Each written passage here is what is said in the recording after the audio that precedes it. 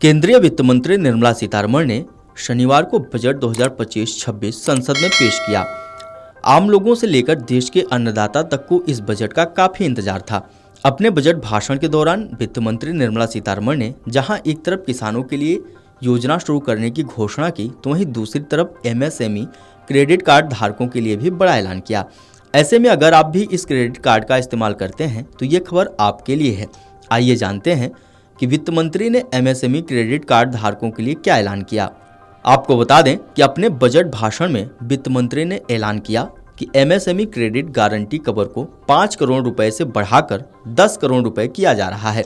यानी अब से इन कार्ड धारकों को 10 करोड़ रुपए की लिमिट मिलेगी।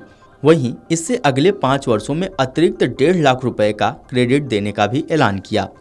आपको बता दें कि एमएसएमई क्रेडिट कार्ड वो कार्ड है जो सूक्ष्म, लघु और मध्यम उद्योगों के लिए जारी किया जाता है।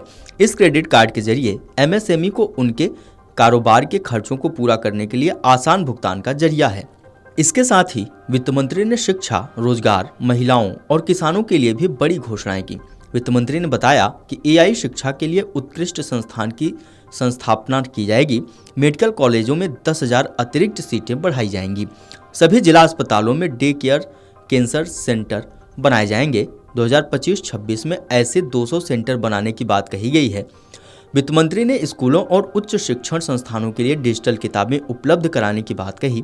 शिक्षा के क्षेत्र के लिए निर्मला सीतारमण ने आईआईटी के विस्तार की योजना की भी घोषणा की। इसको लेकर 5 आईआईटी के लिए अतिरिक्त बुनियादी ढांचा और 6500 नई सीटें जोड़ने की बात कही। वित्त मंत्री ने कहा कि आईआईटी पटना छात्रावास और बुनियादी ढांचा क्षमता बढ़ाई जाएगी। वित्त मंत्री निर्मला सीतारमण ने मध्यम वर्ग को बड़ी राहत दी है।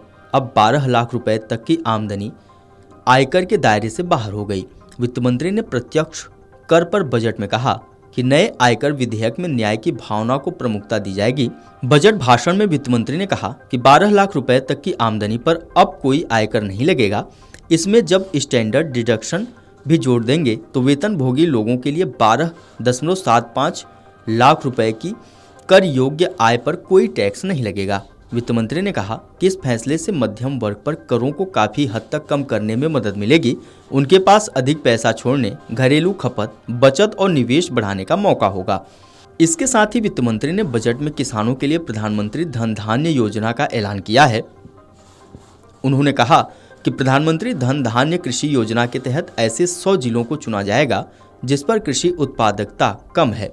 इससे वहां पर उत्पादकता बढ़ाने, खेती में विविधता लाने, सिंचाई और उपज के बाद भंडारण की क्षमता मजबूत करने में मदद मिलेगी।